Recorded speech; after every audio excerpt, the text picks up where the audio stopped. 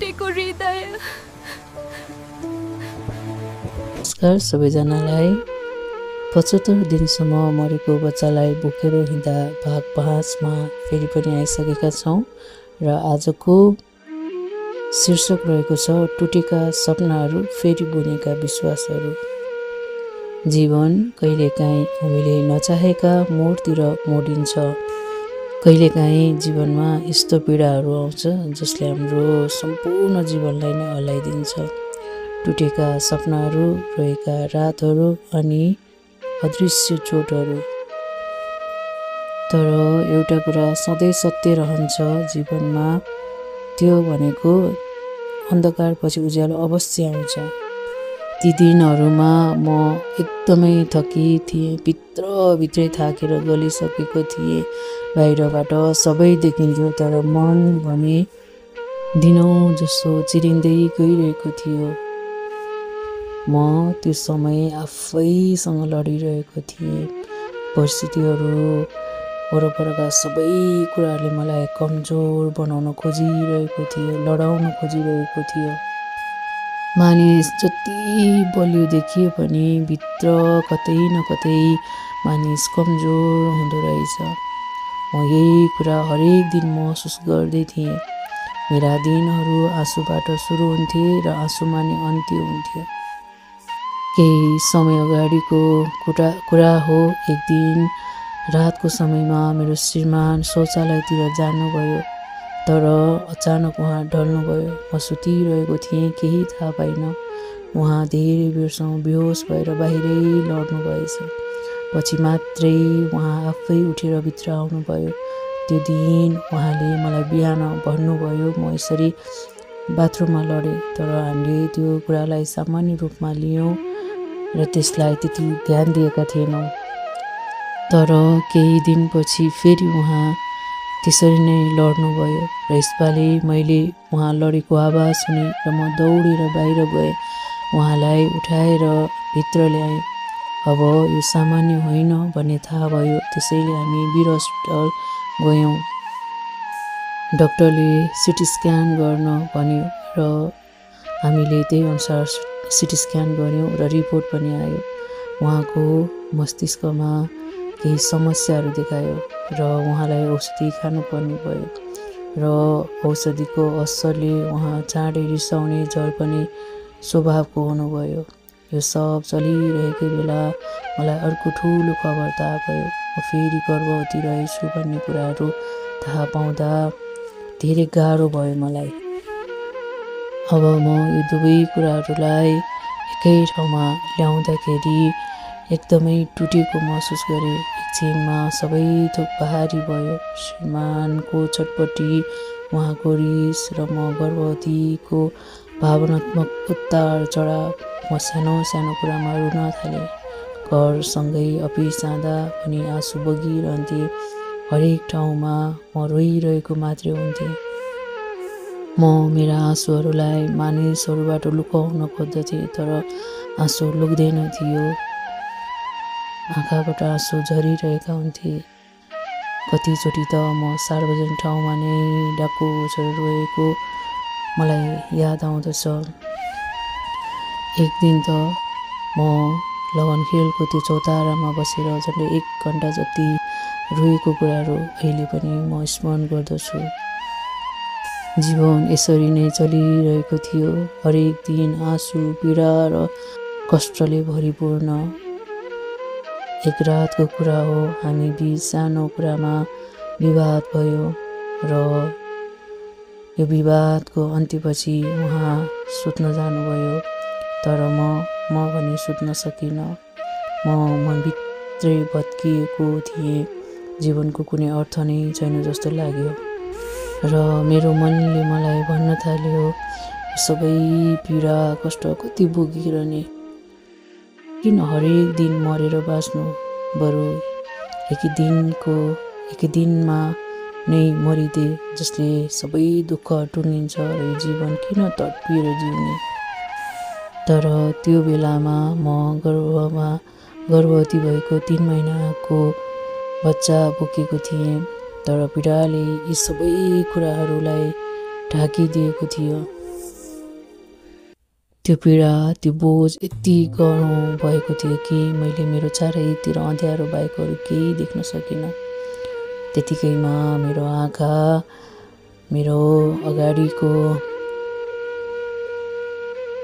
दराजमा राखेको एउटा औषधिमा पर्यो। म ओछ्यानबाट जुरुक्क उठेँ अनि भर्खरै किनेर ल्याएको त्यो औषधिलाई हातमा लिएँ। अब म यही औषधि खाएर सदाको लागि यो जीवन फ्याँकिदिन्छु भन्ने सोचेर जसै मैले त्यो औषधिको बिर्को खोलेर औषधि मुखमा लगेको मात्र थिएँ, त्यही क्षण मेरो नजर मेरी सानो छोरी जो 18 महिना अघि मात्र भएकी थिइन् उनीमा पर्यो। उनी सुतिरहेकी थिइन्, दुध जस्तै निर्मल उनको मुहार। अचानक मानव कसैले मलाई झस्कायो, त मर्छेस्, तर यो छोरी आमा बिना यो सानो छोरीको के होला? अझै सही गलत बुझ्न नसक्ने, एक शब्द बोलेर पनि आफ्नी आमालाई बोलाउन नसक्ने त्यही नानीले तेरो खोजी गर्दै कति रोला। रातभर भोक लागेर तडपिँदै रुन सक्छे, तर तिमी त हुने छैनौ उसलाई सम्हाल्न। उनी त तिमीलाई आमा आमा भनेर बोलाउला, तर जवाब दिने कोही हुँदैन। कसरी बिर्सन्छे त्यो सानो नानीले सानो हातले तिम्रो औँलालाई समातेर नछोड भनेर गरेको विश्वास।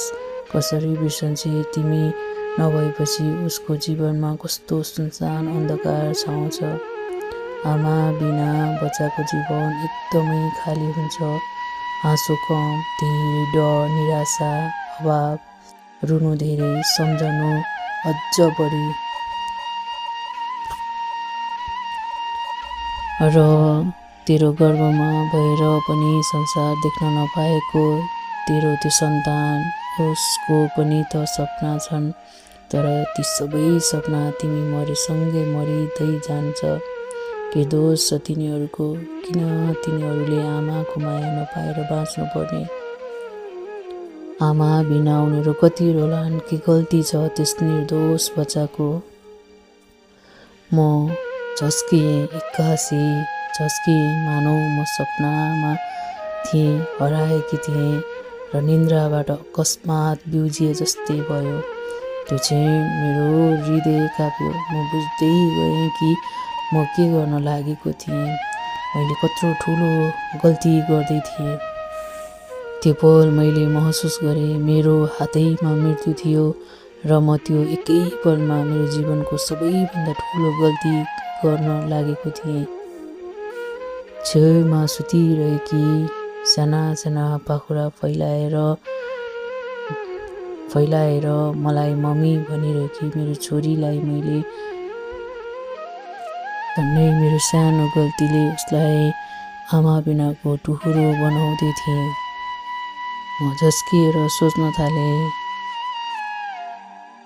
हे प्रभु, म के गर्दै थिएँ? म किन यस्तो भयानक गल्ती गर्न लागेको थिएँ? किन मेरा दुःखहरू मेरा बच्चाहरूको भविष्यभन्दा ठुलो लाग्न थाल्यो? त्यो क्षण मलाई लाग्यो यदि म भर्खरै मैले त्यो कदम चालेको भए, एक सेकेन्ड मात्रै ढिलो भएको भए मेरो जीवन, मेरो परिवार, मेरी छोरीको संसार सबै समाप्त हुने थियो।